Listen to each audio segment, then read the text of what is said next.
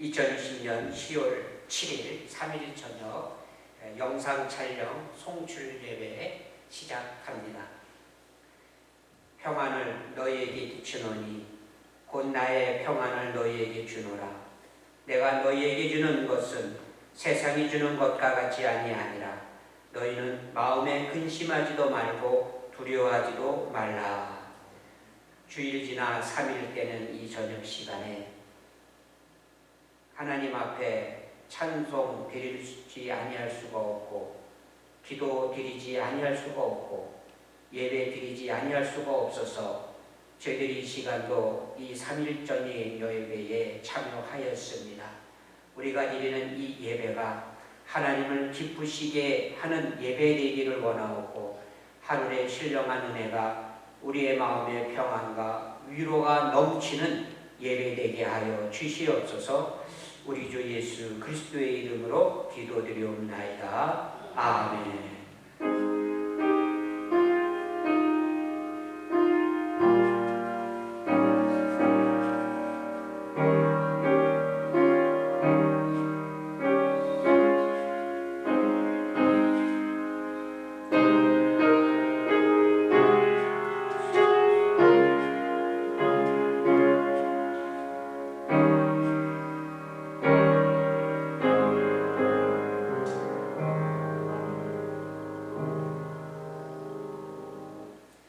이 시간 찬송가 423장 부르시겠습니다.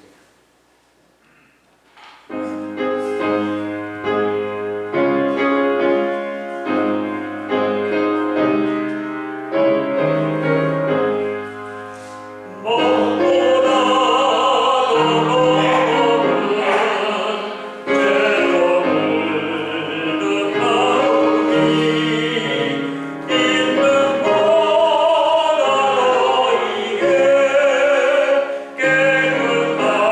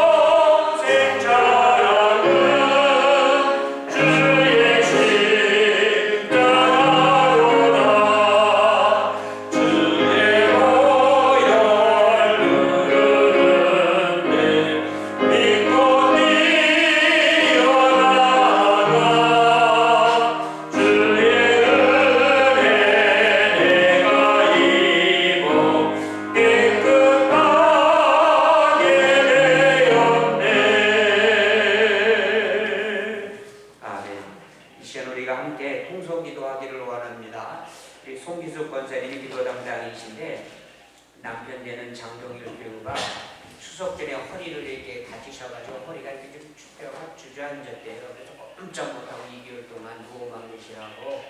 그래서 자녀들이 신신당부하면서 엄마 당분간 교회 조금만 더 참으시고 아버지 곁에서 좀 돌봐드리면 좋겠다고 그렇게 부탁하고 막 그래서 원장님이 기도 오시려고 준비했다가 도저히 환자를 두고 올 수가 없어서 죄송하다고 연락이 왔습니다. 그 과정에 우리 장동일 교우가 좀 신경이 좀 예민하신 분이고 여러 가지 또 폐 쪽에 문제가 있어서 또 수술도 하고 치료받는 과정도 있고 그랬던 분이니까 그 과정에 정말 주님 주시는 믿음으로 말미암아 평안함이 깃들고 모든 삶의 문제들을 주님 앞에 내어 맡기고 나아갈 수 있는 가정으로 거듭나도록 기도해 주시고요. 지금 코로나가 계속 기승을 부리고 있기 때문에 우리 교회들이 지금 많은 어려움을 당하고 있습니다. 오늘도 우리 가평기독교연합회가 6개월 만에 처음 20명 정도의 목사가 모여서 함께 기도하고 교회 형편들을 나누고 그랬는데 전부 다 힘들어요. 교회가 너무너무 힘들어요.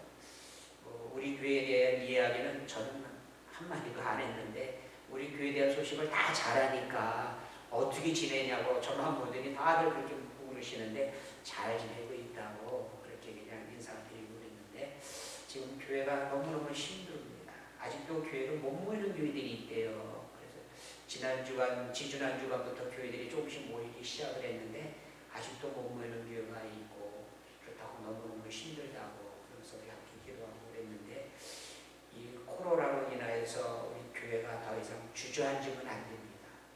믿음은요 하나님이 무한한 능력을 공급받을 수 있는 힘이 되거든요. 그래서 우리가 기도하면서 우리의 믿음을 회복시켜 나가야 되고 교회를 회복시켜 나가야 돼요. 더 이상 주저앉으면 안 됩니다.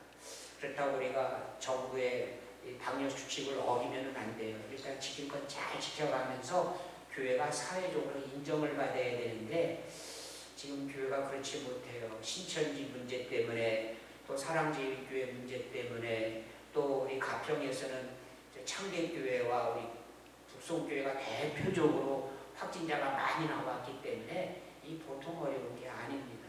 그래서 우리가 책임도 있기도 하고 하는데 그렇다고 우리가 신앙이 더 이상 주저앉아서는 안 될 것이에요. 하나님이 은혜 주셔서 신앙이 회복되어지고 교회가 회복되어지고 복음의 능력이 다시 한번 우리를 통해 증거되어지면서 하나님의 우리가 선하신 뜻을 구해야 될 줄 믿고 우리 또 코로나를 위해서 많은 봉사하시는 우리 의료진들 그들의 수고가 결코 헛되이지 아니하도록 기도하시면서 우리에게 주어진 삶을 잘 감당케 해달라고 우리가 이 시간 함께 하나님 앞에 우리가 주여 한번 외치고 통성으로 기도하고 우리가 말씀 듣도록 합니다. 주여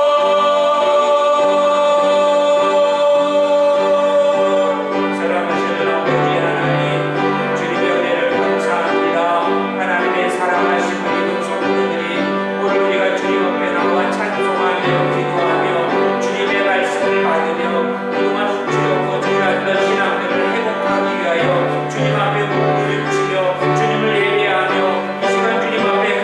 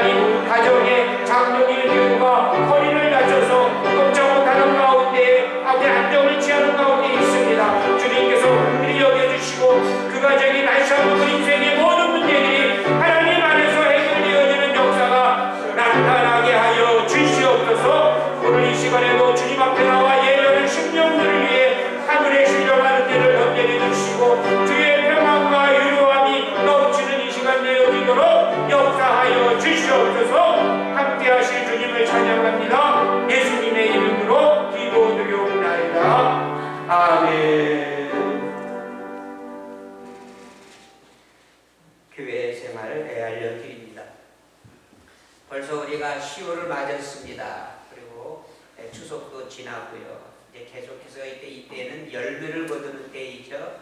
수확을 앞두고 있는 때가 되었는데 우리가 이 먹는 곡식이나 과일을 추수하는 것도 하나님의 은혜인데 우리가 더욱 중요시 여겨야 할 것은 영적 심령의 열매입니다.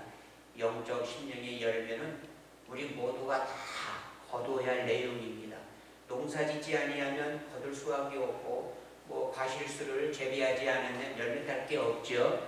그렇지만 영적 열매는 모든 사람이 다 딸 수 있는 겁니다. 하나님이 주시는 것이에요. 그 때문에 우리가 이 가을에 영적 열매를 우리가 맺는 수확하는 그러한 성도들이 되어야 할 줄 믿습니다. 지난 주일부터 우리는 9시 예배, 11시 예배를 드렸습니다. 계속해서 우리가 주일마다 이제 9시 예배와 11시 예배를 드릴 것이고 수요일은 또 수요일대로 예배를 드립니다. 그리고 이제 성도들이 예배에 출석하는 현황을 봐가면서 예배를 점차적으로 늘려가려고 합니다. 왜냐하면 예배에 이런 숫자는 제한되어 있기 때문에 그래서 우리가 주일날 2번 드리는 예배도 가급적이면 3번으로 4번으로 각 2시간 간격으로 계속 늘려서 예배자들이 이제 조금씩 더 나오실 거거든요. 2주간 지나고 나면 다음 주간 또 그 다음 주간에 더 나오실 수 있기 때문에 우리가 주일 예배를 다 같이 나와서 예배를 못 드리기 때문에 이제 그렇게 기도하면서 준비해 보려고 합니다. 그래서 우리 성도님들은 그렇게 하시고 더욱 예배 드리는 일에 힘써 주시기 바랍니다. 오늘도 예배 전에 이 가평 이 방역 담당자가 왔다 갔어요. 그래서 예배 시간에 와야 되는데 예배 시간에 오게 되어지면 예배자들에게 방해될까봐 미리 왔습니다. 그러면서 얘기 나누고 협조해 주셔서 고맙다고 서로들 인사 나누고 가셨어요. 가능하면 군에서도 예배 현장에 불쾌함 주지 않으려고 애를 많이 쓰고 있습니다. 이 중요한 것은 우리는 방역 수칙을 철저히 지켜야 된다는 거예요. 그래서 우리가 지킬 걸 철저히 지키면서 우리가 또 마땅한 요구를 해나갈 수 있어야 할 것인데 우리 모든 성도들이 기도하면서 좀 더 안전한 예배 환경이 되어지도록 우리 모두가 힘쓸 수 있기를 바랍니다. 그리고 오늘 3일 저녁 예배가 7시 반에 드렸죠. 그런데 앞으로는 다음 주부터는 7시에 드리도록 하겠습니다. 7시도 어두워요. 그래서 이제 다음 주부터 원래 추석 지나고 나면 또 시간을 다시 우리가 7시로 드리게 했으니까 다음 주부터는 7시 3일 저녁 예배 있는 것 기억하시고 차고없도록 해 주시기를 바랍니다. 오늘 사모는 지금 예배당이 없는데 지지난 주간에 사모가 선교사님들을 훈련하는 곳에 가서 좀 봉사하면서 같이 참여하고 그랬는데 내일까지도 또 2차 교육기간이에요. 지금 우리 선교사님들이 한국에 많이 들어와 계시는데 코로나 때문에 선교지를 못 가는 분들이 꽤 많아요. 그런데 이제 여자 선교사님들 그런 분들을 이렇게 선교단체가 모아가지고 안전한 가운데 코로나 시국이지만 안전한 가운데 교육하는 훈련이 있어서 가서 이제 교육도 받으면서 봉사 도우미로 지금 수고하고 있습니다. 내일 죽을 것 같은데 그렇게 하시고 기도해 주실 수 있기를 바랍니다. 그 밖에 우리 교회 생활들을 생각하시면서 기도 함께 해 주실 수 있기를 원합니다. 이 시간 하나님의 말씀을 봉독합니다. 하나님의 말씀은 요한복음 17장 8절에서 21절까지의 말씀입니다. 요한복음 17장 8절에서 21절까지의 말씀 함께 말씀 받들어 읽습니다. 나는 아버지께서 내게 주신 말씀들을 그들에게 주었사오며 그들은 이것을 받고 내가 아버지께로부터 나온 줄을 참으로 아오며 아버지께서 나를 보내신 줄도 믿었사옵나이다. 내가 그들을 위하여 비옵나니 내가 비옵는 것은 세상을 위함이 아니요 내게 주신 자들을 위함이니이다. 그들은 아버지의 것이로소이다. 내 것은 다 아버지의 것이요 아버지의 것은 다 내 것이온데 내가 그들로 말미암아 영광을 받았나이다.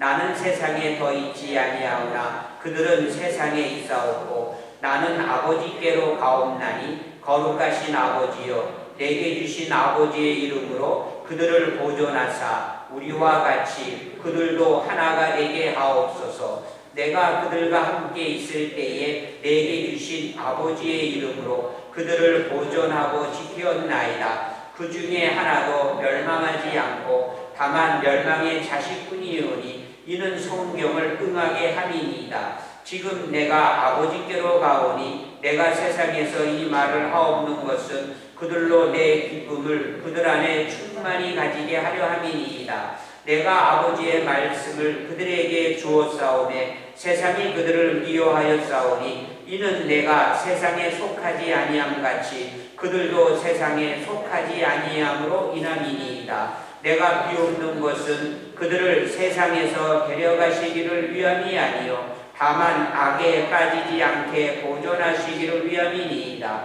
내가 세상에 속하지 아니함같이 그들도 세상에 속하지 아니하였사옵나이다. 그들을 진리로 거룩하게 하옵소서. 아버지의 말씀은 진리이니이다.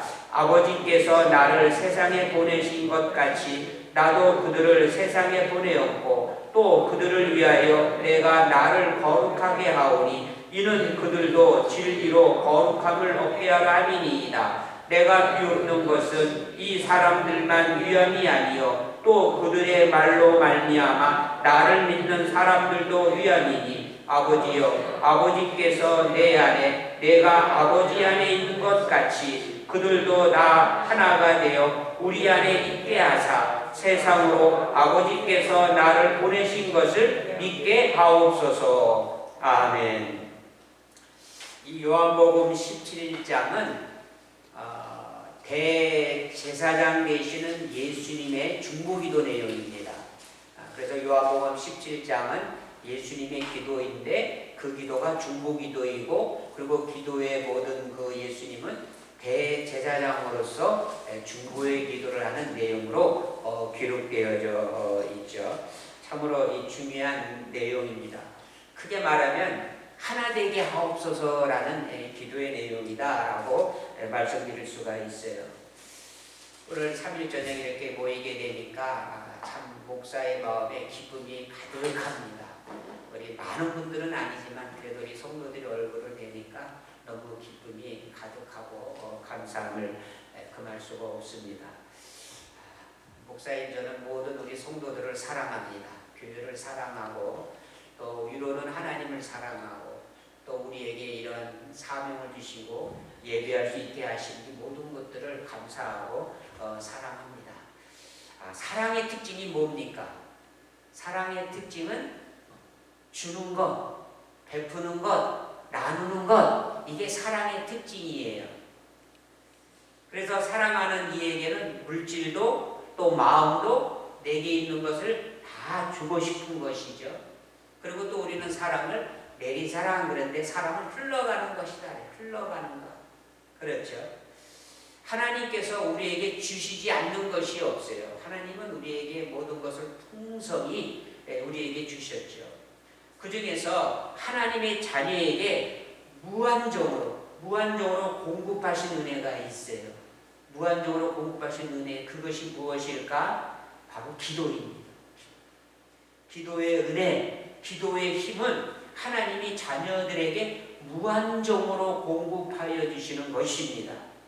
그래서 우리 믿음의 사람들은요, 이 하나님께로부터 받은 이 무한정으로 공급받은 이 기도의 은혜를 나눌 수가 있어야 돼요. 이 기도를 다른 사람을 위해서 쓸 수 있어야 되는 것이에요. 포도 마르지 않는 샘, 포도 마르지 않은 샘이 있듯이 기도는요, 또 기도는 부르짖어도 마름이 없어요.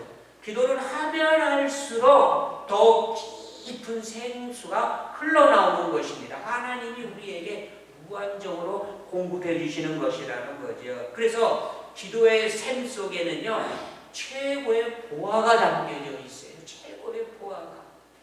그래서 이 중보기도야말로 다른 사람을 향한 최고의 사랑의 방법이다. 내가 할 수 있는, 타인을 향한 내가 할 수 있는 최고의 사랑의 방법이 중보기도이다라는 것을 우리는 기억해야 될 것입니다. 이 영성가 리차드 포드는 이렇게 말했어요. 기도하는 것은, 중보기도하는 것은 우리의 무게중심을 우리 자신의 필요에서 다른 사람의 필요로 옮기는 것이다 라고 이렇게 말씀을 하셨어요. 중보기도는 이기심이 없는 기도이며 자신을 내어주는 기도예요. 그렇기 때문에 중보기도는 그리스도인에게 선택이 아니라 이것은 필수입니다. 신성한 의무요 또 귀중한 특권이 되어지는 게 중보기도이다. 이 중보기도는 영원한 중보자이신 예수님에 의해서 시작되었고 예수님으로부터 힘을 공급받음으로 시작되는 기도예요. 로마서 8장 34절, 이 로마서 8장 34절 후반에 보면 그는 하나님 우편에 계신 자여 우리를 위하여 간구하시는 자신이라 라고 말씀하셨어요. 예수님이 뭐 하신다? 하나님 우편에 계신 분으로서 우리를 위하여 간구하시는, 중보하시는 분이 예수님이시다 그랬어요. 히브리서 7장 25절에 보면, 히브리서 7장 25절 또 하반절에 보면 그가 항상 살아계셔서 그들을 위하여 간구하시리다. 항상 살아계시다. 영원하신 예수님께서 그들을 위해서, 제자들을 위해서, 이 땅의 하나님의 자녀를 위해서 끊임없이 중보하고 계시다라는 말씀이죠. 디모데전서 2장 5절에 보면 하나님과 사람 사이의 중보자도 한 분이시니 곧 사람이신 그리스도 예수라라고 이렇게 말씀하셨어요. 그래서 성경의 중보자의 대표가 샘플이 누구냐면 예수님이세요. 예수님은 우리의 잘못된 중보기도를 바로잡아 주시고 또 우리를 깨끗게 정결케 하셔서 하나님 앞에 드려질 수 있도록, 우리 자신이 하나님 앞에 드려질 수 있도록 중보하신 분이 예수님이에요. 우리 자신이 제물되어서 하나님 앞에 드려질 수 있게 하기 위해서는 제사장의 역할이 필요해요. 제사장의 역할. 근데 그 대제사장 되시는 예수님께서 끊임없이 우리를 위해서 중보하심으로 우리가 하나님 앞에 드림을 받을 수 있게 하는 그러한 하나님 앞에 드릴 수 있게 되어지는 제물 내기 위해서 예수님이 수고하고 계시다. 그 중보의 사역을 감당하고 계시다라는 것이죠. 이 시간 예수님이 남기신 중보기도의 모범을 우리는 살펴보기를 원합니다. 이 순환을 앞두고 계신 예수님의 기도는 제자들을 위한 기도였어요. 자신을 위한 기도가 아니라 제자들을 위한 기도이었다. 자기 자신보다 세상에 남겨두고 가는 교회, 주님의 몸된 교회의 미래에 대한 사랑으로 가득 찬 기도가 바로 오늘 본문에 대한 말씀이 되어지죠. 주고 또 주고 싶은 이타적인 마음으로 기도하고 계시는 예수님의 기도를 우리는 살펴볼 수 있습니다. 오늘 본문 중에 요한복음 17장 9절에 보면 내가 그들을 위하여 비옵나니 내가 비옵는 것은 세상을 위함이 아니요 그들을 내게 주신 자들을 위함이니이다. 즉 제자들을 위함이다 라고 말씀을 하셨어요. 예수님의 중보기도는 사랑에서 출발합니다. 사랑에서 출발합니다. 사실 우리의 기도가 그렇죠. 우리의 기도가 사랑에서 출발돼야죠. 우리 마음에 증오가 있고 미움이 있고 질투가 있고 욕심이 있으면 기도가 안 돼요. 기도가 안 돼요. 기도는 사랑에서 시작되어지는 것을 보게 되어집니다. 예수님의 중보기도는 제자들을 위한 세 가지 바램이 여기에 속해져 있는데 그 첫 번째가 11절 말씀입니다. 11절 말씀에 보면 그 중반부터 보면 거룩하신 아버지여 내게 주신 아버지의 이름으로 그들을 보존하사 우리와 같이 그들도 하나 되게 하옵소서라고 이렇게 말씀하셨어요. 여기서 주님의 기도를 살펴보게 되어지면 예수님을 따르는 제자들이 어떻게 돼야 되겠다? 하나가 되어야 하겠다고 예수님이 말씀하고 있으시죠. 그러면 어떻게 하나가 되어야 하느냐? 예수님의 기도를 내용은 우리와 같이, 그래서 우리와 같이. 이 우리, 이 창세기부터 삼위일체 하나님을 말할 때 우리와 같이, 우리의 형상을 따라 이런 말씀이 나오죠. 여기서 이 우리라고 하는 것은 아버지 하나님과 아들 예수님을 말씀하는 것이에요. 그러니까 아버지 하나님과 아들 예수님이 하나인 것 같이 이 땅에 있는 제자들이 하나가 되게 해달라는 중보의 기도를 예수님이 하고 계시다라는 거죠. 그래서 21절에 보면 아버지께서 내 안에 또 내가 아버지 안에 있는 것 같이 제자들도 다 하나가 되어야 한다라는 기도를 드리고 있음을 보게 되어지죠. 성부와 성자는 분명히 서로 다른 위격을 가지고 있으면서 한 분이십니다. 아버지의 영화가 아들의 영화이고 또 만민을 다스리시는 하나님의 권세가 아들의 권세가 되어집니다. 아들은 그 영화와 권세를 가지고 아버지 하나님을 영화롭게 하며 아들은 오직 이 세상에서 그 아버지의 영광을 위해서 그 이름을 드러내야 할 사명을 감당하시게 되어지는 것이에요. 그러니까 예수님의 삶 자체가 중보입니다. 하나님의 영광을 위해서 사는 중보자의 삶이 바로 예수님의 삶이 되어지는 것이죠. 이처럼 예수님을 따르는 제자들은 서로를 인정하면서 하나의 공동체를 이루어야 한다는 것을 이 기도를 통해서 알려주시는 것이죠. 이것은요, 어느 한편이 없어져 버리는 이 몰림의 공동체가 아니라 연합의 공동체를 의미하는 말씀입니다. 나는 어디든지 사라져버리고 너만 나타나는 신비로운 공동체가 아니라 이 바로 내가 너희 속에 있고 너희가 내 속에 있어서 한 몸을 이루는 연합의 공동체를 말하는 것이에요. 예수님의 중보기도는 제자가 하나가 되어야 한다라고 하는 바람이기도 하고 또는 교회가 하나가 되어야 한다는 예수님의 소망이 담겨져 있는 기도가 되어지는 것이죠. 바울은요, 이 교회 공동체가 되기 위해서 이 에베소서 6장 22절에 이렇게 했어요. 신랑과 신부의 관계로 얘기했어요. 신랑과 신부의 이야기. 지난번 우리가 3일 저녁 예배 드릴 때마다 에베소서를 읽었죠. 근데 지금 지지난주부터는 이제 그때 기도 내용을 계속 살펴보고 있는데 거기에 나오는 내용이 그거예요.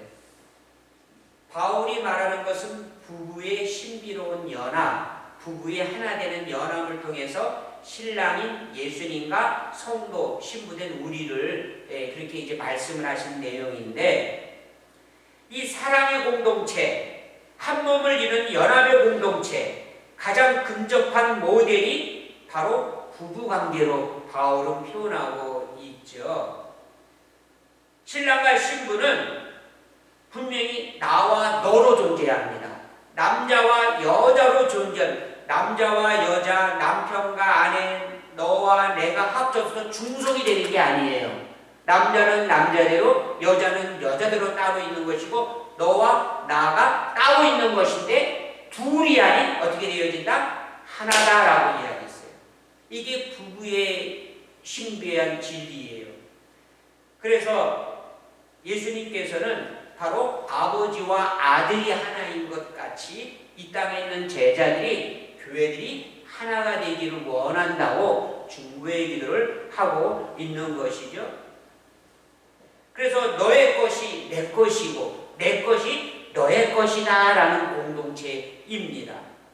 물질을 소유하는 것도 다 너의 것이고 또 다 나의 것이 되어지는 것이에요. 공동체가 아니면 너의 것은 너의 것이고 내 것은 내 것이에요. 따로따로일 뿐이에요. 근데 성경에서 말하는 공동체 하나는 너의 것이 내 것이고 내 것이 너의 것이고 너와 나는 따로따로 거하지만은 연합체, 이것을 말씀하는 거죠. 남편인 남자와 아내인 여자가 따로따로 있지만 둘이 아닌 한 몸을 이루는 연합체, 하나됨을 의미하는 것이죠. 그렇습니다. 부부가 살면서 내 것이고 또 내 것으로 구분되어진다면 그건 공동체로 할 수가 없습니다. 100% 전적으로 다 맡기고 100% 전적으로 쓸 수 있어야 이것이 바로 연합체가 되어진다.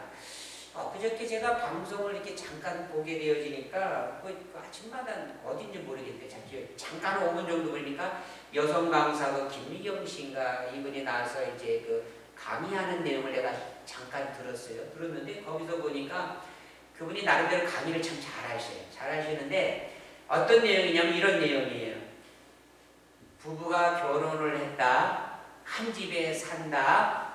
이것으로 상대방의 모든 취미와 취향과 또 어떤 그 상대방의 꿈과 또 이 여가와 이런 것들을 다 그 부부라는 것, 한 집에 산다라는 것, 그것으로 인해서 그 모든 것들을 다 빼앗아 가면 안 된다. 그래서 그냥 부부로서 한 가정에서 한 침대에서 한 밥상에서 먹고 사는 것은 부부로서 당연한 건데 그 외에 여가 활동을 남편이 아내에게 강요한다든지 또 아내가 남편을 강요한다든지 해가지고 상대방을 얼범해서는 안 된다. 그러니까 자유롭게 프리하게 산다고 부부가 안 되는 거냐.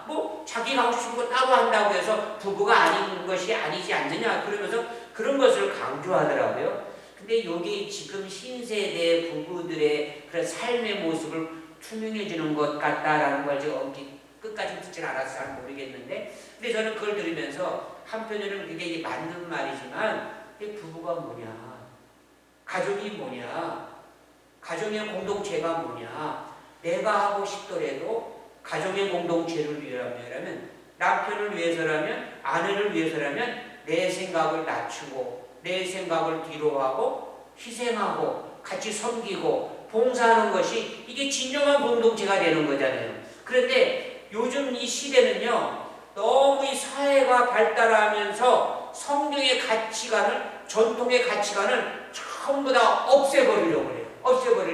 한편으로는 맞아요. 일련이 있지만 전통적으로 내려오는 가족, 부부 이러한 가치관을 없애는, 그러므로 인해 가지고 극도의 이기주의.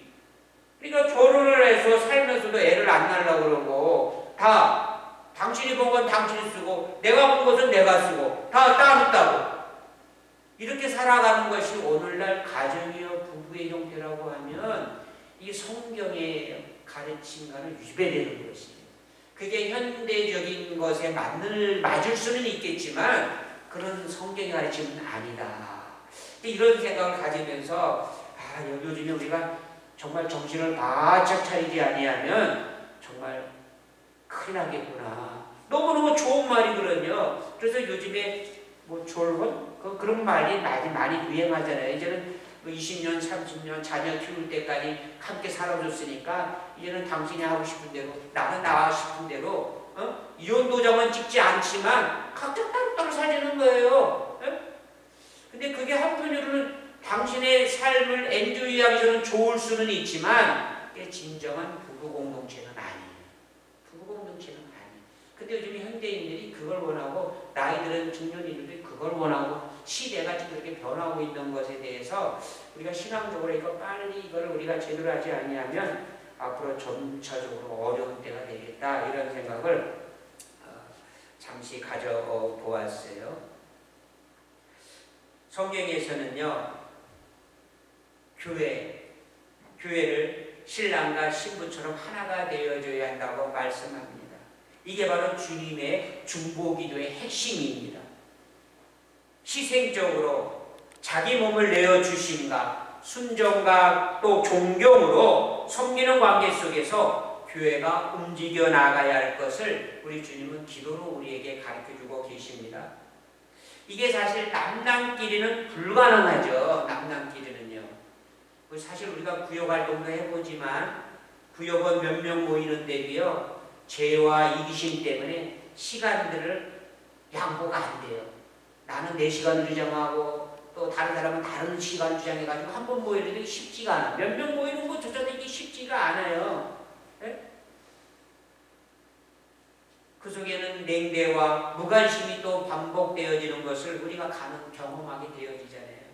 이게 남남이라면 이게 안 되는 것이에요. 근데 부부는 무촌인데 부부는 남남이 아니에요. 근데 우리 흔한 말로 부부는 남남이다 어디 쓰거든요. 그래, 부부는 남남이 아니에요. 부부는 하나예요. 하나예요. 우리가 너무 우리의 생활의 편리함만 따지다 보니까 이 성경의 가르침을 우리가 외면하는 그런 모습이 우리 안에 있음을 우리는 우리 스스로 반성해 보아야 할 것입니다. 하나님의 도우심으로 가능합니다. 하나 되는 요소는 성령의 능력과 성령의 역사로 가능한 것입니다. 성령의 역사 속에서 교회는 일치된 하나가 될 수 있고요. 성령의 임재하심 속에서 교회는 가정이 될 수가 있는 것이에요. 하나가 될 수 있다는 것이죠. 그렇습니다. 그래서 예수님의 중보기도의 첫 번째는 제자들이 하나 되는 것, 이 땅의 성도들이 하나님의 자녀들이 하나 되는 것이었어요. 두 번째는 이 15절 말씀인데 15절 말씀 함께 읽어보겠습니다. 내가 비옵는 것은 그들을 세상에서 데려가시기를 위함이 아니요 다만 악에 빠지지 않게 보존하시기를 위함이니이다. 이렇게 예수님이 기도하셨어요. 이 내용을 보면 제자들을 세상에서 피신시켜 달라고 하지 않습니다. 악이 가득한 세상에서 악과 타협하지 말고 악에게 유혹당하지 않고 살아갈 것을 예수님이 기도하고 계시다라는 것이에요. 즉 싸워 이겨나가기를 예수님이 기도하고 있다라는 것이죠. 지난주에 말씀을 드렸어요. 악은 대적하라. 악은 대적하면 악은 물러가지만 악을 대적하지 않으면 그 악이 어떻게 있다? 내 안에 까리를 보고 앉아있게. 악은 스스로 떠나는 법이 없습니다. 그러니까 예수님께서 제자들을 이 땅에서 무조건 데려가는 목적이 아니라 악과 싸워서 이기기를 원하고 계신다라는 거죠. 그리스도를 따르는 제자들은 악이 겁이 난다고 현실 도피해서는 안 된다라는 것이에요. 악한 현실을 극복하고 신앙의 승리자가 되어야 한다는 말씀이죠. 예수님은 유혹과 싸워 이기셨습니다. 어떤 자리에서든지 예수님은 싸워 이기셨어요. 광야에서 금식기도 할 때에 사탄이 도전해 왔지만 예수님은 그 악에 빠지지 아니하고 그 악과 싸워 이겼습니다. 그러니까 악을 대적하니까 사탄이 어떻게 해요? 물러나는 거예요. 물러나는 것이에요. 근데 예수님이 우리의 연약함을 너무 잘 아시죠. 우리 연약함을 너무 잘 아시기 때문에 오늘 기도 내용이 그거예요. 네? 악에서 보존되기 위해서 너희들이 하나님의 도우심을 구해야 된다. 나 또한 너희들이 악에서 보존되기 위해서 악과 싸워 이기기 위해서 나도 기도를 쉬지 아니하고 너희를 위해서 기도하겠다. 이것을 말씀하신 것이죠. 예수님은 유혹의 달콤함 속에 빠지지 않기 위해서 예수님은 땀방울이 핏방울이 되도록 기도하셨습니다. 이 악에서 벗어나는 그 힘을 우리가 얻기 위해서는 주님의 중보기도가 필요하고 우리의 기도가 필요하고 우리 옆에 연약한 지체들이 그 악에 빠지지 않게 하기 위해서는 우리의 기도가 반드시 필요하다는, 교회의 기도가 반드시 필요하다는 것이에요. 교회가 기도하지 아니하면 많은 지체들이 악에 빠집니다. 사탄의 유혹에 빠져들고 말 것입니다. 그래서 교회는 깨어 있어야 되는 거예요. 교회는 기도해야 되는 것이에요. 성도들은 깨어 있어야 되는 거예요. 성도들은 기도해야 되는 것이에요. 예수님이 이것을 우리에게 알려주시는 것이죠. 히브리서 4장 15절에 보면 이렇게 말씀했어요. 후반에 보니까 모든 일에 우리와 똑같이 시험을 받으시니로되 죄는 없으시니라. 예수님의 특징이 우리 인성적으로 우리와 똑같아요. 그런데 예수님이 죄가 없으신 것이 우리와 다르다라는 것을 말씀하시고 계시죠. 악에 빠지면 교회는요, 하나님의 도구가 되지 못합니다. 하나님 앞에 드릴 수 있는 의의 병기가 될 수가 없습니다. 만약에 우리가 악에 빠지게 되어지면 하나님을 슬프게 할 뿐입니다. 악을 진멸하고 악을 우리는 이겨 나가야 됩니다. 그래서 우리 부모님들은, 교회는요, 교회 자녀들을 위해서, 가정의 자녀들을 위해서 이들이 악에 지지 않게 하기 위해서 끊임없이 기도해야 되는 것이에요.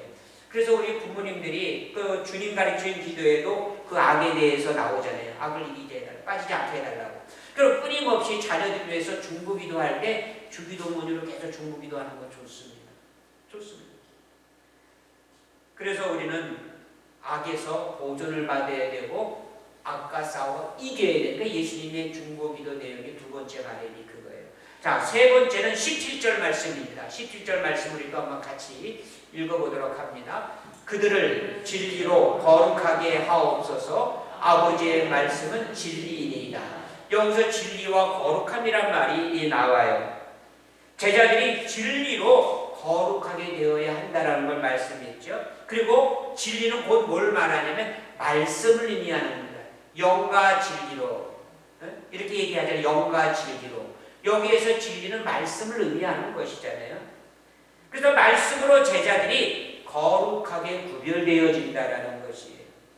제자들이 거룩한 성결자가 되려면 진리를 지켜야 돼요. 진리를 지켜야 돼요.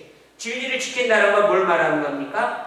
말씀을 지킨다는 것을 말하는 것이죠. 디모데전서 4장 5절, 디모데전서 4장 5절에 보면 하나님의 말씀과 기도로 거룩하여지리다. 우리가 무엇으로 거룩하게 되어진다? 하나님의 말씀과 기도로 거룩하여진다라고 말씀을 했어요. 또 히브리서 4장 12절에 보면, 히브리서 4장 12절에 하나님의 말씀은 살아있고 활력이 있어 좌우의 날선 어떤 것보다 예리하다라고 말씀을 했죠.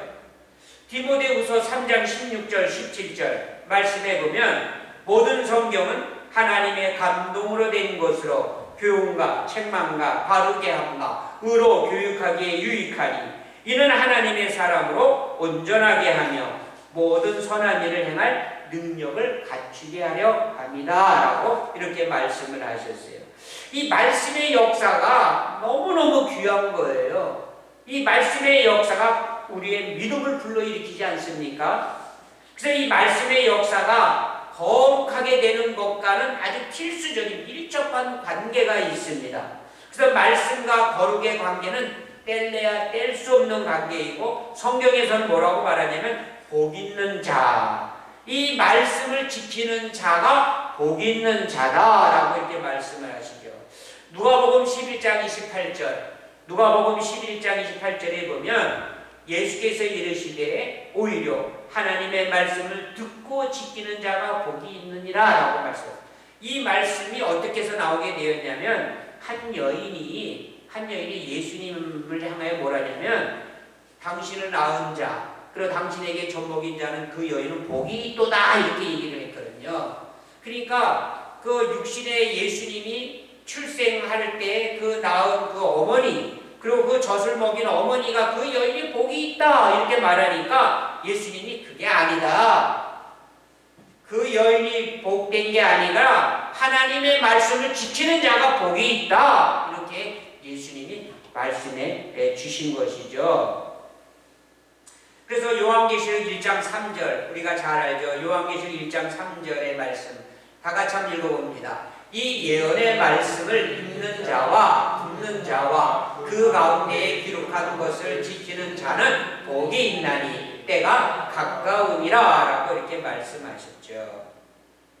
예수님은 제자들이 진리를 지킴으로, 즉 말씀을 지킴으로 복이 있는 인생이 될 것을 말씀하신 것이죠. 거룩한 인생이 되기를 기도하고 계십니다. 오늘 이 시대에 사는 그리스도인들은 말씀을 너무 경홀히 여기는 경향이 있어요. 말씀 없이 자기의 의와 자기의 도덕적인 삶이 자기를 거룩하게 되게 할 줄 있다고 믿는 오만함이 우리에게 있어요. 근데 우리가 거룩하게 되는 것은요, 자신의 의의가 아닙니다. 나의 도덕적인 기준도 아닙니다. 성경은 말합니다. 말씀을 지키라라고 말씀하세요. 근데 어떻습니까? 요즘에 말씀을 지키라고 하면 이렇게 답변합니다. 지금 이 시대가 어떤 시대인데 고리타분한 말씀을 하십니까? 이 시대에 뒤떨어진 말씀을 하십니까? 이렇게 일축해버리는 게 오늘 현대의 그리스도인들이에요. 말씀을 너무 경홀히 여겨요. 그러나 성경은 뭐랬습니까? 진리를, 말씀을 지켜라라고 말합니다. 이 진리로 거룩하라라고 하면 사람들은 그래요. 진리가 반명해 줍니까? 이게 불신자처럼 행동하려고 해요. 그러나 성경은 말씀합니다. 믿어라. 진리가 밥을 먹여줄 뿐만 아니라 진리가 너희를 자유케 할 것이다. 우리는 믿습니다. 진리가 우리의 영원한 생명의 말씀이 됨을 믿습니다. 진리가 밥만 먹여주는 것이 아니라 교회를 교회되게 하고 성도를 성도되게 함을 믿습니다. 거룩함과 존귀함과 영생과 천국까지 주시는 것이 진리의 말씀임을 믿습니다. 하늘의 것을 주셔서 어둠과 추함이 정복되어지고 부정과 거짓이 정복되게 하시는 것이 말씀의 능력인 줄을 믿습니다. 그때는 우리 성도들은 말씀을 가까이 해야 됩니다. 날마다 우리가 음식을 먹듯이 진리의 말씀을 우리가 섭취해야 되는 것입니다. 그래서 우리는 이 말씀으로 피와 살이 되게 되도록 해야 할 것입니다. 이 예수님의 중보기도는 우리에게 제자가 되라고 말씀하죠. 그리고 악과 싸워 승리하는 제자가 되어서 사랑으로 하나가 되는 교회를 이루라고 말씀합니다. 다른 말로 하면 철저히 말씀을 지키고 사탄의 유혹을 깨뜨려 버림으로 분열하지 않고 미워하지 않는 사랑으로 일치된 교회를 이루라고 권면하고 있습니다. 예수님의 중보기도는 교회에 대한 비전입니다. 제자가 걸어갈 때에 대한 예언의 말씀입니다. 말씀을 버리고 사는 그리스도인들은 어떻게 될 것인가? 유혹에 빠져서 사분오열로 끝날 것입니다. 오늘 우리 한국교회를 향하여서 우리를 향하여서 예수님은 2000년 전에 이 말씀을 주신 것입니다. 나를 위한 주님의 중보기도, 주님의 이 사랑의 기도, 이 기도를 우리는 몸에 새기고 우린 주님 앞에 주님의 소원을 이루어드리는 사랑의 제자들이 되어야 할 것입니다. 십자가의 고난과 고통을 앞두시고 12 제자에게 뿐만 아니라 21세기를 살아가는 우리들, 오늘 이 시간도 하나님의 말씀을 듣기 위해서 예배당에 나온 성도들을 향하여 안타까운 마음으로 주시는 말씀이 오늘 이 예수님의 중보의 기도의 내용이 되어지는 것이죠. 가을은요, 우리가 일반적으로 독서의 계절이다라고 말하죠. 우리 성도들은 영적 독서를 행해야 돼요. 하나님의 말씀을 가까이 해야 됩니다. 우리는 하나님 앞에 기도하는 일에 힘을 써야 될 것입니다. 그래서 우리의 기도 속에 주님의 마음으로 중보기도 해야 할 내용들이 산더미 같이 쌓여 있죠. 사실 우리가 그렇지 않겠어요? 그래서 기도하지 않으면 우리는 살 수 없는 자녀들입니다. 기도하지 않으면 신앙의 위선자가 되어지는 것입니다. 기도하지 않으면 우리는 냉랭한 기독교인들이 되고 말 것입니다. 기도란 하나님 앞에서 다른 사람의 행복을 위하여 기도하는 것입니다. 우리는 예수님의 중보기도를 통하여서 지금도 우리를 위하여 기도하시는 주님의 모습을 보면서 우리가 하나님께로 받은 은혜를 다른 사람들에게 흘려보낼 수 있어야 됩니다. 이것이 우리가 할 수 있는 중보기도 내용이 되어지는 것입니다. 이 코로나 전국의 기도로, 우리 중보기도로 무너져버린 나 자신의 신앙과 또 자녀들의 신앙을 회복시키기 위해서 우리는 기도에 힘써야 됩니다. 중보기도로 무너져버린 교회와 성도들의 신앙을 회복시켜야 될 줄 믿습니다. 기도만이 우리가 나아갈 길입니다. 이 추수의 계절에 영적인 열매를 맺는, 기도의 열매를 맺는 성도들 되시기를 주님의 이름으로 소원합니다. 기도드립니다. 사랑하시는 아버지 하나님, 주님의 그 크신 사랑 감사합니다. 예수님이 이 땅에 계시면서 하나님 보좌 우편에 오르시기 전에 이 땅에 남겨줘야 할 제자들과 신앙의 공동체를 위하여 하나님 앞에 간절히 중보기도를 다하셨는데, 이 시간 그 기도가 우리의 귓전에 울리며 우리의 마음에 새겨지게 됨을 감사를 드립니다. 어렵고 힘들 때일수록 우리 하나님의 힘을 힘입어서 중보의 기도를 다하는 교회와 성도들이 되게 하여 주시고, 이 기도로 인하여 가정이 회복되어지고 사회가 회복되어지고 교회가 회복되어지고 나 자신이 회복되어지는 역사가 있게 하여 주시옵소서. 믿사옵고 예수님의 이름으로 기도드리옵나이다. 아멘. 찬송가 461장 보시겠습니다.